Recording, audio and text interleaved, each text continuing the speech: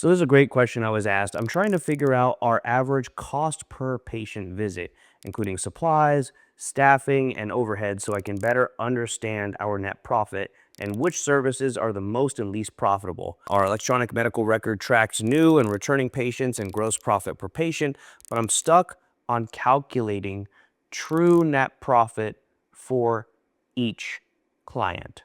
Are there any tools or things like that that you can use? Quite honestly, this is going to be the best in the hands of a CFO or a part-time CFO or a CPA, letting them know exactly when you have a patient visit in a certain pillar, you are going to have to go in there and coach them on the supplies, the staffing, and the overhead needed for every single one of those visits. So it is an easy thing where you can outsource it, but it is a difficult thing in that you're going to have to narrow it down and give it to somebody to solve. Alternatively, at the same time, you can actually take your profits for each of your pillars. Let's say you're doing weight loss, hormone therapy, sexual health, and aesthetics. So let's just take the weight loss pillar. Take the amount of time that you have to see the client, and that's going to be your staffing, your overhead. What's the cost to acquire that client? What's the cost to actually get that client into the clinic? Because obviously your marketing is only as effective as what your numbers are. So that's cost per lead is going to be low, but you might have 100 leads and 2 people that walk in.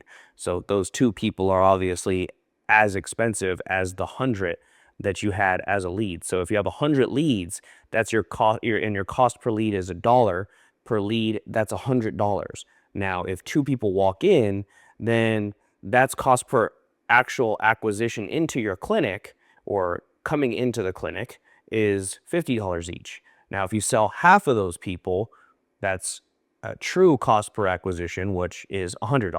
So you spent $100 to get one client. So that's cost per acquisition. So you need to break that down and add that, as well as, your supplies. So the drug costs X number, your package costs X number. You always want to shoot for a 30% net profit. That is going to be kind of a gold standard, especially in a med spa or aesthetics company. A lot of times people will say, well, I want to run at 50% or more. That's usually not going to happen in a medical field type company where you are B2C, where you are doing these types of treatments, aesthetics, weight loss, sexual health, things like that. So you need to keep that in mind. The way to increase that obviously is going to be doing add-ons and machinery that have higher net profits. So if your EMR tracks new and returning patients and gross profit per patient, make sure that you're then taking those patients lists and having your EMR break them out per pillar. So if you have all your weight loss, pull all the weight loss clients that were sold. If you're doing hormone therapy, pull all the hormone therapy that were sold. And then obviously go to your pharmacies, go to your suppliers and calculate how much you are paying in those supplies in that month. And that should help you figure out what is your net profit per client that's walking in the door.